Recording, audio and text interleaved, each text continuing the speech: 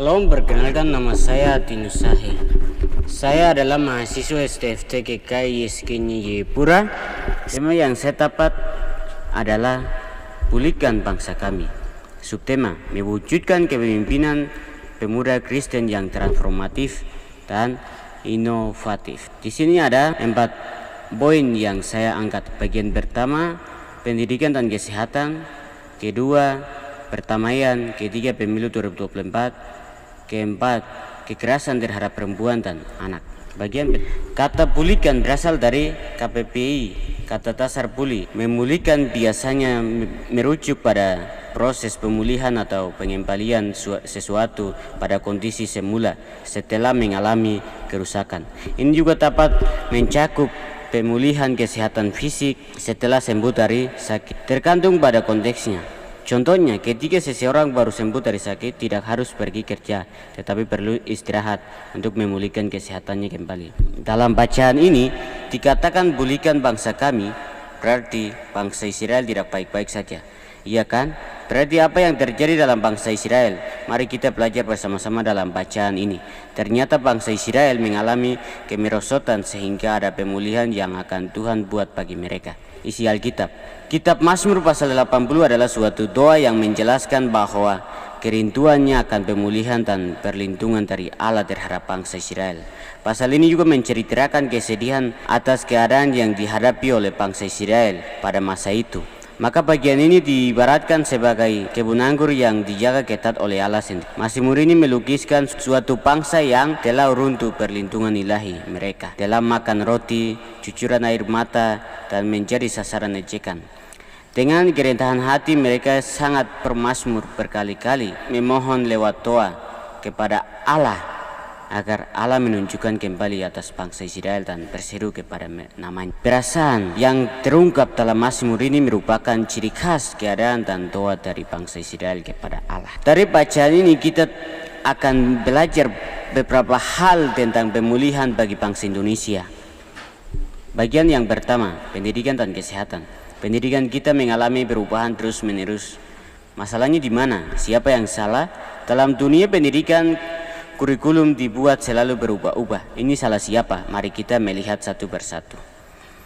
Pemerintah ganti aturan, kementerian buat kurikulum baru, maka siswa bingung aturan mana yang harus siswa ikuti, kurikulum mana yang harus siswa ikuti.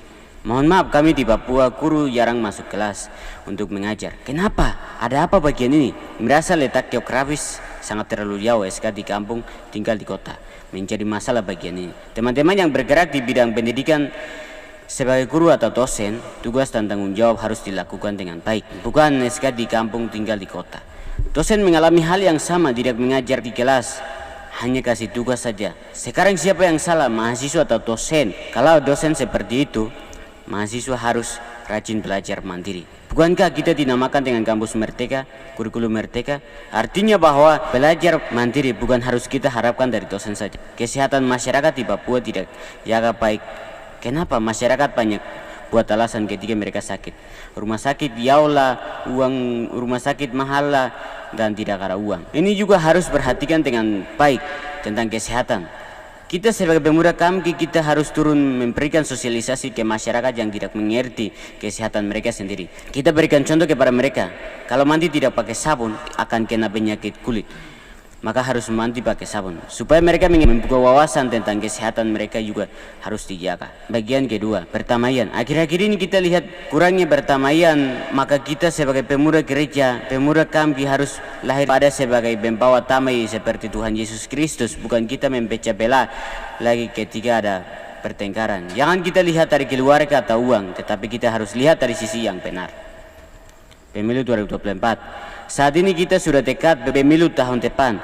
Siapa yang Tuhan tunjuk untuk terpilih jadi pemimpin, dialah yang terbaik dari yang baik. Jangan sampai kita memecah belah dari pemilihan ini, membuat kita yang awalnya akrab akhirnya membawa kita ke dalam permusuhan. Karena saya dukung si A, kau dukung si B. Ini salah, pemuda Kristen harus tampil beda.